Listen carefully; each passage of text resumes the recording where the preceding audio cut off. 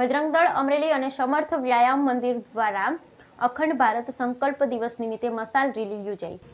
બજરંગ દળ અમરેલીના અને સમર્થ વ્યાયામ મંદિર દ્વારા અખંડ ભારત સંકલ્પ દિવસ મશાલ રેલી યોજાઈ। અમરેલીમાં સમર્થ વ્યાયામ મંદિર અને બજરંગ દળ મશાલ રેલી અખડે શ્રી શહીદ સ્મારક સુધી સૂત્રોચ્ચાર સાથે બજરંગ દળ દ્વારા જિલ્લા વિશ્વ હિન્દુ પરિષદના અધ્યક્ષ હિતેશભાઈ મહેતાના માર્ગદર્શનમાં અમરેલી, લાઠી, બાબરા, લીલિયા, ધારી 14 ઓગસ્ટના દિવસે અખંડ ભારત સંકલ્પ દિવસ આ નિમિત્તે મશાલ રેલી ભારત માતાની આરતી અને પૂજન કરવામાં આવેલ। અમરેલીમાં દર વર્ષની જેમ સમર્થ વ્યાયામ મંદિરના સહયોગથી વ્યાયામ મંદિરથી શહેરમાં માર્ગ પર મશાલ રેલી નીકળી, જ્યારે લાઠીમાં કલાપી ચોક ખાતે મહાઆરતી કરવામાં આવેલ।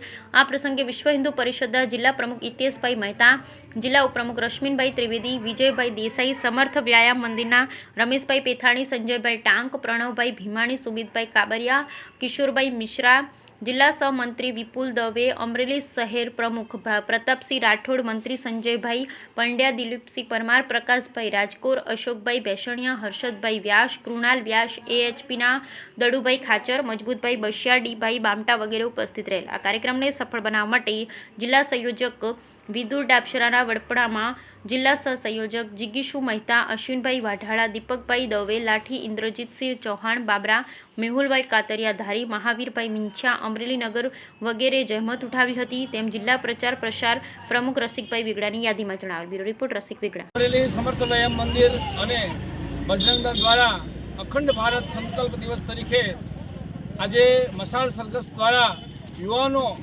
એ સંકલ્પ લીધો છે કે ભારત ફરી વખત અખંડ બને। આ સંકલ્પ સાથે મશાલ સરઘસ સમગ્ર અમરેલી નગરમાં કાઢી